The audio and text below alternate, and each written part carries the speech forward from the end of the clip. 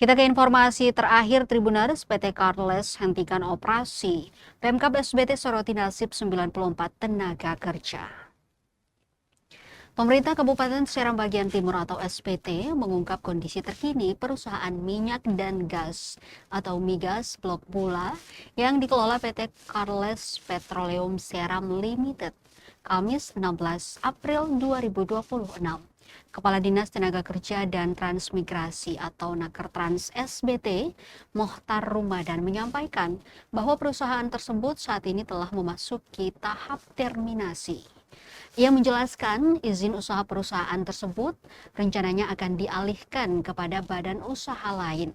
Menurut Mohtar, kondisi ini berdampak signifikan terhadap pendapatan daerah, khususnya dari sektor bagi hasil.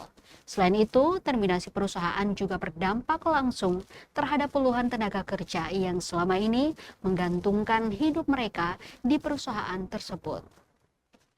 Mohtar mengungkapkan terdapat 94 pekerja yang hingga kini belum mendapatkan kepastian nasib. Ia menegaskan pemerintah daerah akan mendorong perusahaan pengganti untuk memprioritaskan para pekerja lama. Di sisi lain, ia juga menyebut masih terdapat aset perusahaan yang menjadi perhatian pemerintah daerah dalam proses transisi tersebut.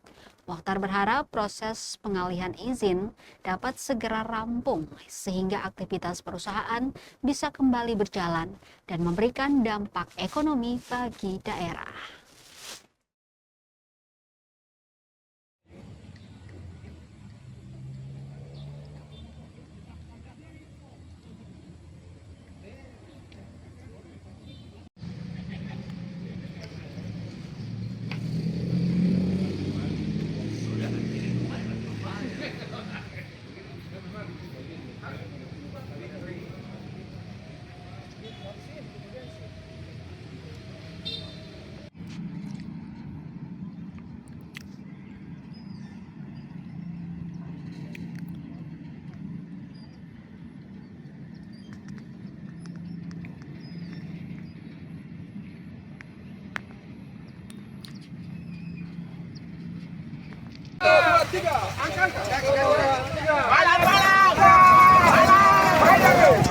Palang.